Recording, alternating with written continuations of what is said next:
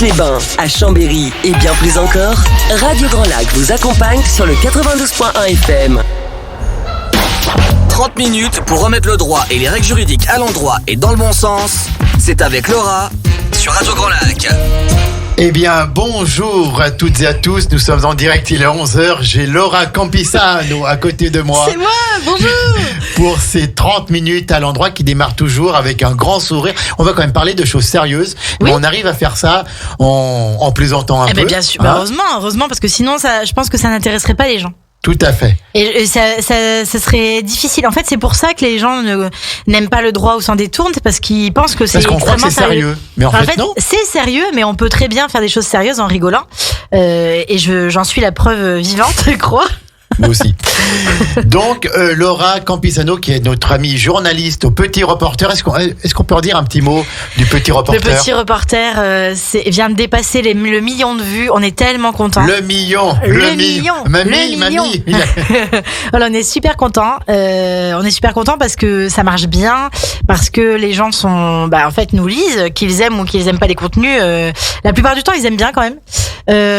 Ceux qui n'aiment pas, c'est marrant. Hein. Ceux qui n'aiment pas, souvent, c'est quand on écrit quelque chose qu'ils n'auraient pas voulu qu'on écrive. Ouais, c'est drôle. Drôle. Ils ont pas envie, hein. Mais en fait, comme on écrit que ce qui est juste, ce qui est vrai et ce qu'on a envie de dire, comme on n'est pas piloté, comme on n'appartient pas à grand monde, c'est-à-dire qu'à nous-mêmes, Jérôme et moi.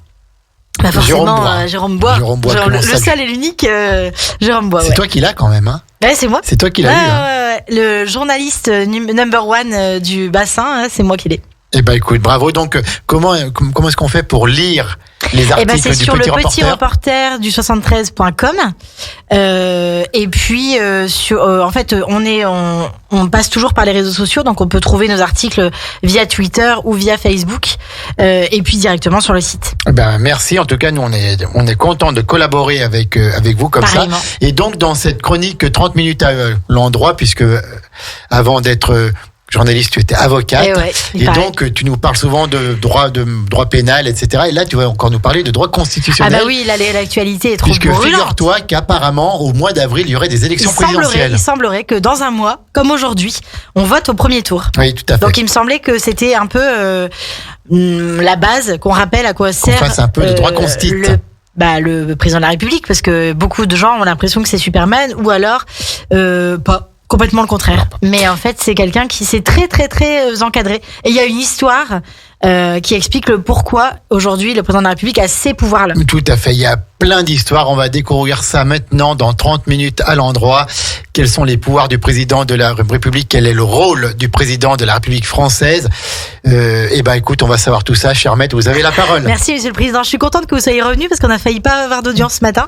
Merci beaucoup. Alors, le président de la République française, mes chers amis, c'est pas n'importe quel président.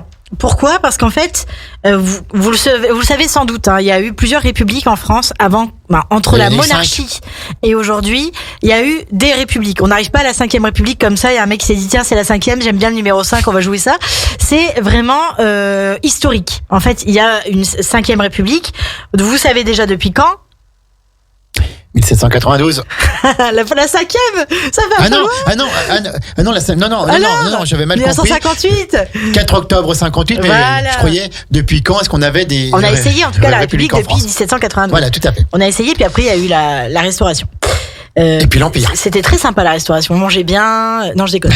Alors, mais je suis obligée de faire une blague pourrie. Il fallait quelqu'un la fasse. Et il y avait que voilà. Alors, la 5e République a renforcé le pouvoir du président de la République, qui n'avait qu'un rôle de représentation sous la 4e République. Il inaugurait les chrysanthèmes. Et en tout cas, avant, sous la 4e, il y avait véritablement une instabilité gouvernementale. Je rappelle quand même que 20 gouvernements se sont succédés sous la 4e République. Ce qui a conduit... Une période de 12 ans. Ouais. Alors, c'était court mais intense. Ouais. C'est à la fois long et court. Ça dépend de quel côté tu te places. En tout cas, de la place. C'était le jeu des apparentements, ça. De René Coty, notre Raïs à nous. De ce côté de René Coty, c'était long. C'était très très long. Parce que c'est lui le président de la République à l'époque. Et après Vincent Auriol. Tout à fait. Mais après, le Front Populaire. Ah oui, non, mais voilà. La 4e, c'est Auriol. Tout à fait. Puis Coty. Et alors, Coty, il était fatigué. Hein. Franchement, il en avait marre. Il en pouvait plus. Il était là, j'en ai marre. Je suis en dépression. Je fais un burn-out. Et il a appelé son pote, Charles qui Charles de Gaulle, évidemment. Alors Charles de Gaulle, pour les plus jeunes d'entre nous, ce n'est pas seulement le nom d'un aéroport. C'est d'abord la personne qui est... pas, ça. Non mais c'est vrai, c'est vrai. Il faut quand même savoir qu'il y a des gens qui savent pas qui est Charles de Gaulle. Donc Charles de Gaulle, a été le premier président de la Ve République. C'est lui qui a instauré la Ve République et c'est lui également qui a, je découvre une porte, je dois le dire. C'est lui également qui a, qui a lancé l'appel du 18 juin 1940. Bravo. Ça, c'est une autre histoire. C'est une autre histoire. Mais bon, c'est pour resituer le contexte. Alors, avec l'appui des Français, référendum, il y a quand même eu un référendum qui a demandé au peuple français des années 50, rappelez-vous, fin 50, début 60. Les Français ont voté pour que le président de la République soit élu au suffrage universel direct, ce qui n'était pas le cas avant. Pourquoi ? Parce qu'avant, c'était les députés et les sénateurs qui votaient pour le président de la République. Avant, c'était une république parlementaire et c'est devenu une république aujourd'hui, en fait, où le président de la République a des pouvoirs. Soyons bien clairs, en 58, ça reste comme ça. Oui. On élargit, tout à fait, bien sûr. Un petit peu parce qu'avant c'était le Parlement, le Sénat et ce qu'on appelait la Chambre des députés, qui est devenue l'Assemblée nationale. Tout à fait. Et ensuite, donc là, c'est un collège de 80 000 personnes. C'est un petit peu le collège électoral des sénatorial maintenant. C'est ça. Les conseils municipaux, les conseils et départementaux. Généraux et tout. Voilà, tout à fait. Généraux, c'est départementaux. Voilà. J'essaie de on y arrive. On y arrive. Et donc du coup, avant, le président de la République, il avait un rôle un peu... Je caricature beaucoup, mais sous la 4ème République, ça ressemblait un peu son rôle à celui de la reine d'Angleterre ou du président de la République italienne. Tout à fait. C'est beaucoup de représentation et c'est tout. Tout à fait. En gros. Alors, pourquoi est-ce qu'on avait eu ça ? Parce qu'on voulait éviter de donner pouvoir entre trop les de mains pouvoir d'une en seule personne. 1875, Bien parce sûr. qu'on se rappelait quand même de Louis-Napoléon Bonaparte. Ah oui, entre autres. Et puis après, il y a eu la Seconde Guerre mondiale qui a montré qu'en fait, il valait mieux que le pouvoir ne soit pas concentré dans les mains d'une seule personne. Et puis, on s'est rendu compte finalement à l'usage que sous la 4ème République que c'était n'importe quoi et que ça partait dans tous les sens, puisqu'en France, on aime bien contester, on est des fous de la contestation. Et donc du coup, finalement, René Coty a dit à Charles de Gaulle reviens, et Charles de Gaulle est revenu. Ensuite, Charles de Gaulle a donc assis un pouvoir du président de la République bien plus important quand même que celui que le président de la République détenait sous la 4ème.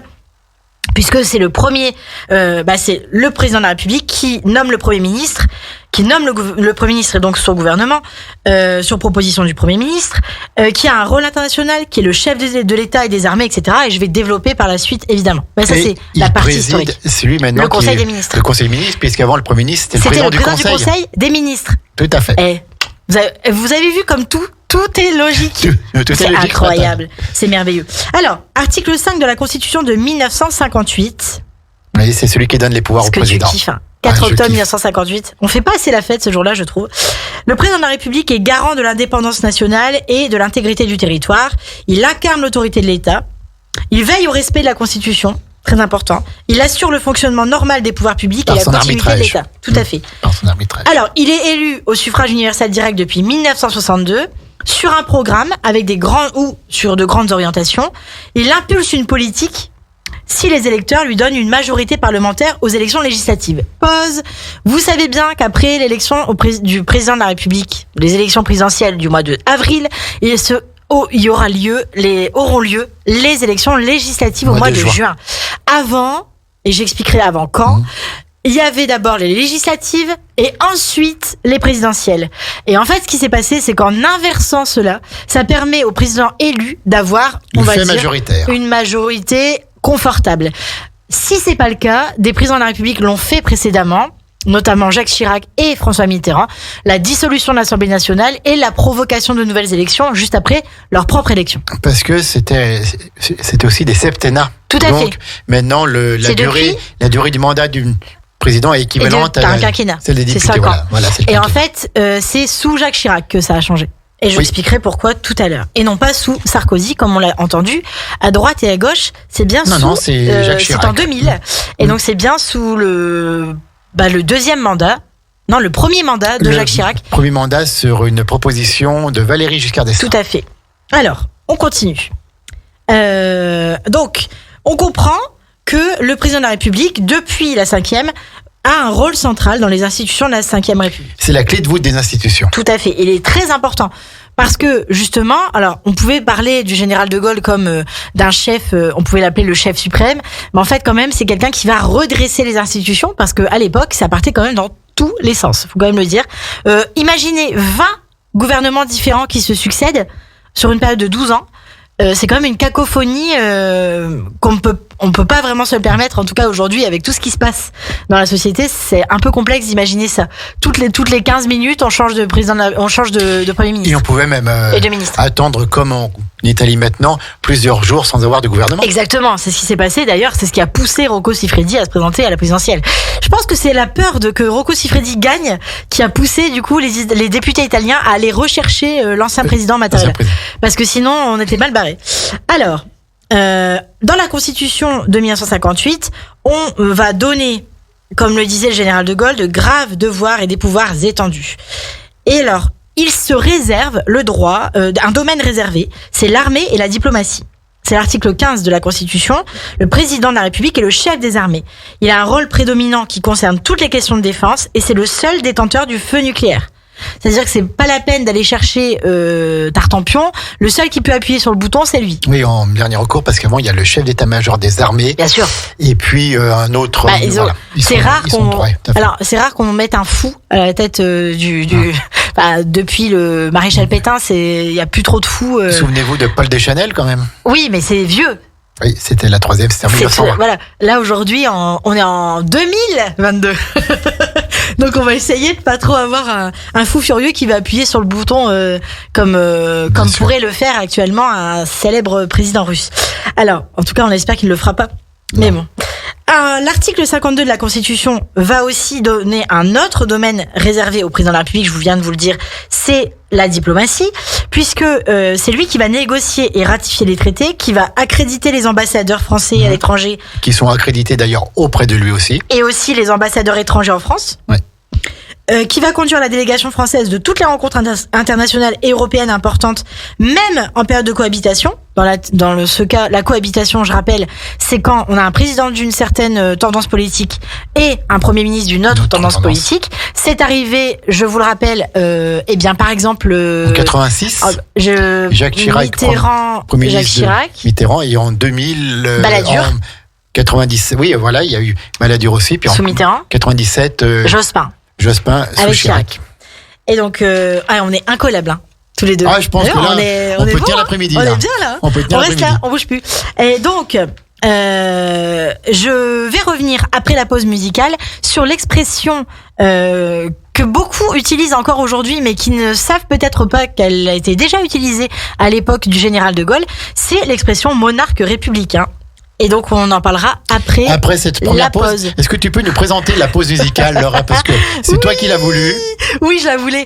En fait, si vous avez regardé, si vous avez compris, j'ai déjà mis quelques petits éléments. Et si vous avez regardé le direct que j'ai fait avant l'émission, j'ai parlé de René Coty. Donc, j'ai forcément fait une petite dédicace au film de Michel Hazanavicius. Donc là, a priori, quand vous allez entendre les premières notes de cette chanson, vous allez comprendre de quoi je parle. Allez, on y va tout de suite. À tout de suite. Restez bien connectés. C'est 30 minutes à l'endroit avec notre amie Laura pour parler du rôle du président de la République ce matin. On y va. Radio Grand Lac, à Aix-les-Bains, votre radio. 30 minutes pour remettre le droit et les règles juridiques à l'endroit et dans le bon sens. C'est avec Laura sur Radio Grand Lac. 30 minutes à l'endroit, toujours avec notre ami Laura, puis nous venons d'écouter Dalida avec Bambino. Est-ce que tu peux nous dire pourquoi? Dans OSS 117, le premier numéro, à un moment donné, on a Jean Dujardin qui est l'agent OSS 117 qui pour suivre une piste se retrouve à jouer de la sitar en chantant Bambino dans ce qu'il pense être de l'arabe, mais en fait c'est vraiment pas ça. Et c'était drôle de faire le lien entre René Coty, je trouve, pour les passionnés passionné d'OSS 117, de faire le lien entre René Coty et Bambino. Eh ben merci. Parce que si jamais vous l'avez pas vu, je remettrai le petit extrait de Jean Dujardin. Alors juste avant qu'on reprenne cet exposé sur le rôle du président de la République sous la Ve République, je salue et j'embrasse très fort Jessica qui nous écoute, qui est notre excellente présentatrice. Elle est top. De Tendance Déco, un mardi sur deux, de 13h à 14h, et on l'adore, notre Jessica, on l'adore. Vas-y. Allez, alors. Cher maître, vous avez la parole, c'est ce que je veux dire. Merci, monsieur. C'est un peu décousu ce matin. Non, c'est pas décousu, ça va tout droit, hein, ça file comme une autoroute. Alors, enfin sans péage du coup. Mais donc, je vous parlais juste avant la pause musicale de l'expression monarque républicain. C'est une expression qui a été utilisée par Maurice Duverger à l'époque, qui était juriste et professeur de droit, pour parler du président de la République sous la Ve République. En fait, ça date bien du général de Gaulle. Écoutez bien ces mots. Ça va vous rappeler forcément quelque chose. Alors, sa stature, ses méthodes de gouvernement, les adversaires qui dénoncent un pouvoir personnel cadrent parfaitement avec l'image de monarque républicain.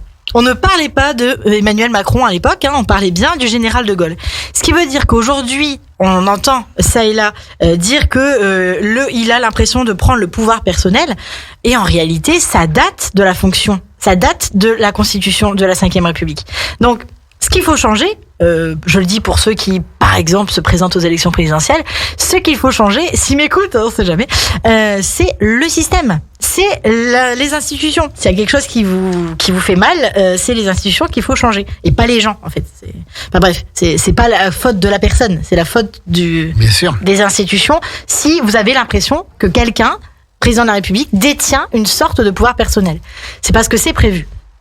Alors c'est la même chose pour ses successeurs. On peut penser, j'ai en tête bien sûr tout ce qui pouvait être dit sur le président Mitterrand, on disait également qu'il détenait un pouvoir. Qui a été le plus grand contestataire de la Constitution, puisqu'il a même écrit un pamphlet, le coup d'État permanent. Et pourtant, il s'en est servi. Et c'est lui qui s'en est servi, qui s'en est presque mieux servi, qui s'est vraiment mis dans le costume de la Ve République. Mais il a même dit, la Ve République n'a pas été faite pour moi, mais elle me va très bien. Mais elle me va très bien. Alors à la fois elle lui va très bien et à la fois il la conteste. Mais les gens sont comme ça, ils sont très contradictoires. Ça s'appelle de la politique. La France, ça s'appelle la France et pas n'importe laquelle.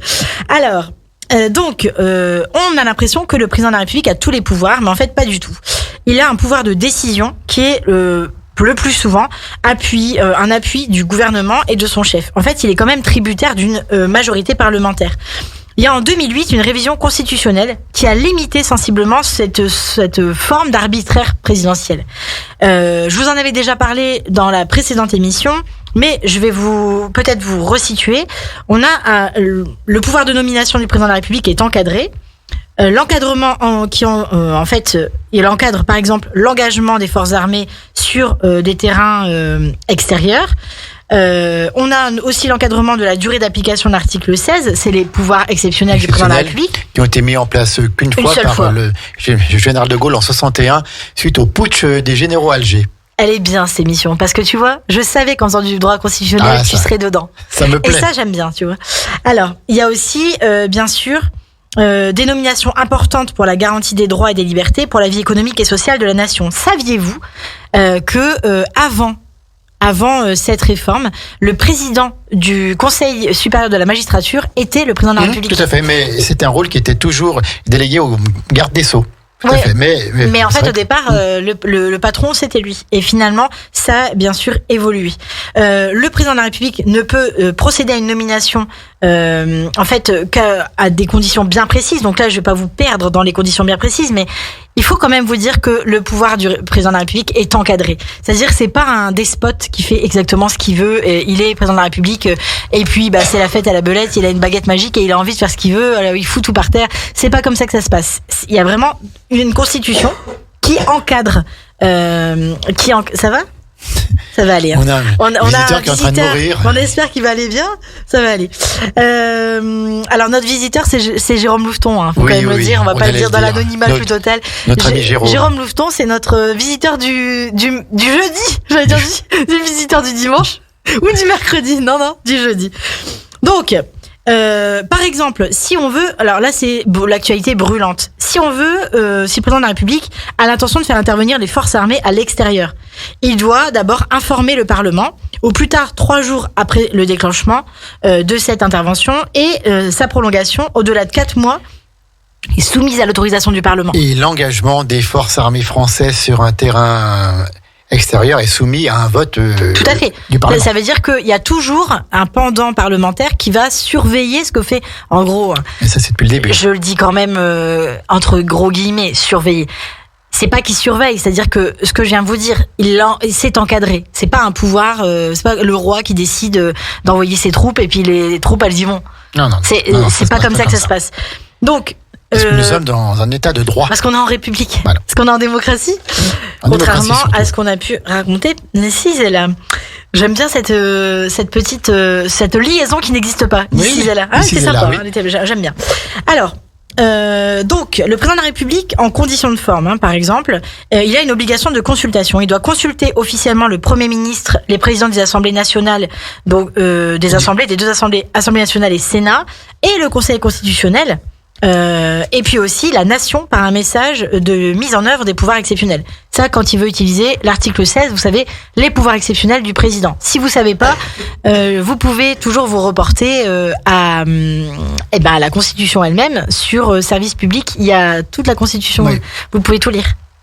Alors bien sûr, ces pouvoirs exceptionnels sont aussi limités. La dissolution de l'Assemblée nationale, elle est possible, sauf quand on utilise les pouvoirs exceptionnels. Oui, on ne peut pas dissoudre pendant l'application de l'article 16. Et on ne peut pas dissoudre 2 fois la même année aussi. Exactement. Alors, quels sont les pouvoirs propres du président de la République ? C'est l'article 19 de la Constitution qui les donne. Alors, c'est nommer le Premier ministre, mettre fin aux fonctions du Premier ministre en cas de démission du gouvernement. C'est ce qui s'est passé avec Édouard Philippe, le plus près de nous. Oui. L'usage veut que le président de la République ne met jamais un terme aux fonctions du gouvernement. C'est le gouvernement qui démissionne. Tout à fait. C'est plus classe comme ça. Toujours. Et il va pas virer quelqu'un en disant tu sors. Prends ton manteau, on s'en va. Il fait pas ça. Il fait pas ça, le président de la République. Il peut soumettre un projet de loi au référendum sur proposition du gouvernement. Ça, c'est l'article 11, ça. Alors ça, c'est les pouvoirs propres du président de la République. C'est l'article 11. Mais lui, il connaît la Constitution par cœur. C'est Si vous l'article voulez 11. connaître la Constitution par cœur, bah, venez voir Jean-Pierre. Pas confondre avec l'article 89. Enfin, Oh, mais voilà. lui, je te jure, mais comment ? Mais c'est fou. Continue. Ce héros de la Constitution. Alors, il peut également, donc je vous le disais, dissoudre l'Assemblée nationale. Il peut nommer 3 des membres du Conseil constitutionnel, dont le président. Dont le président. Il peut le saisir si jamais il a envie, bien en fait, le Conseil constitutionnel d'un engagement international ou d'une loi.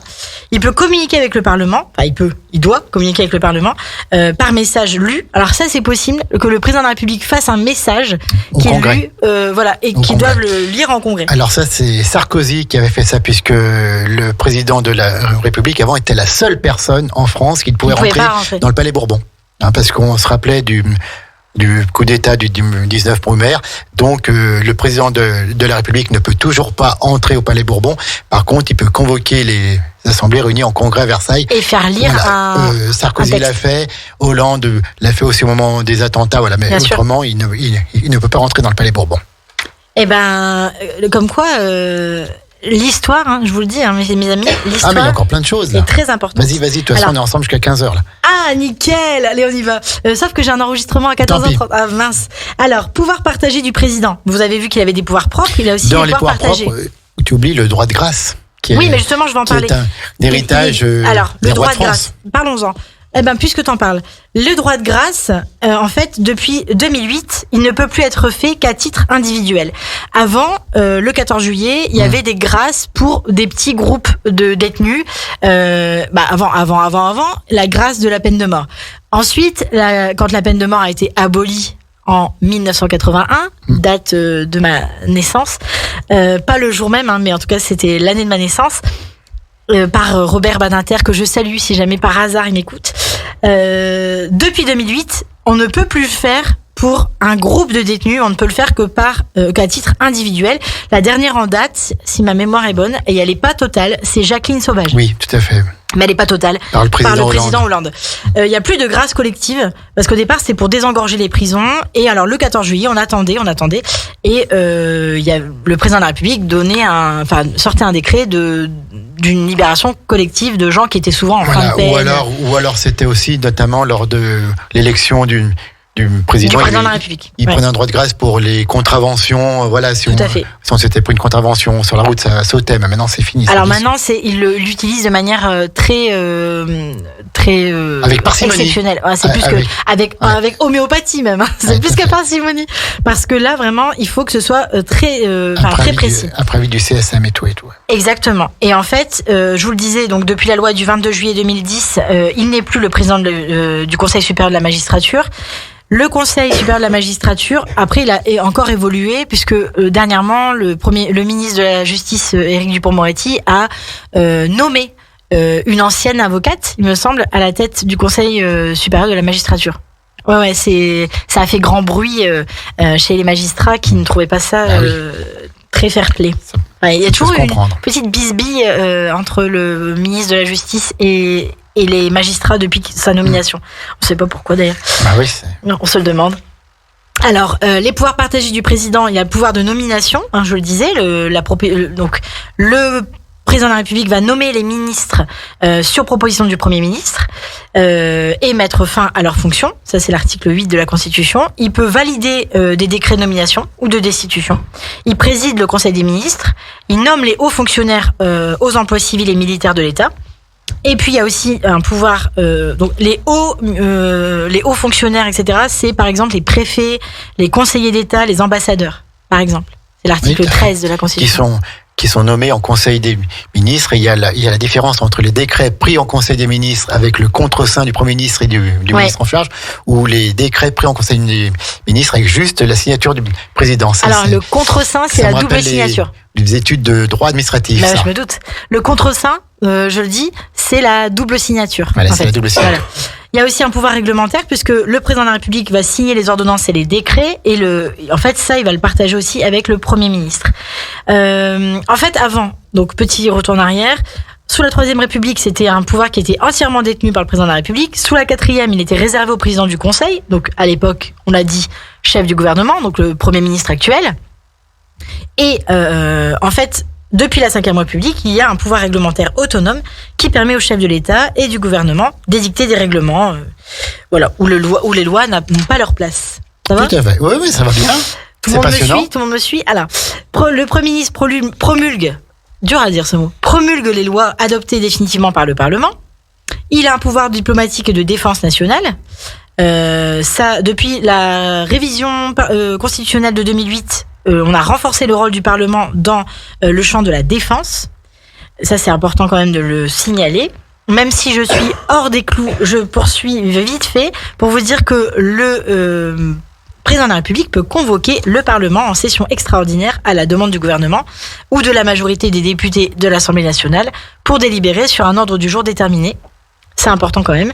Et qu'il y a des sessions extraordinaires qui sont aussi prévues par décret pour que le président de la République puisse donner de la voix. Tout à fait. Sans rentrer dans le Palais Bourbon. Très important. Tout à fait. Donc, c'était technique. Mais tout ça pour vous dire quoi ?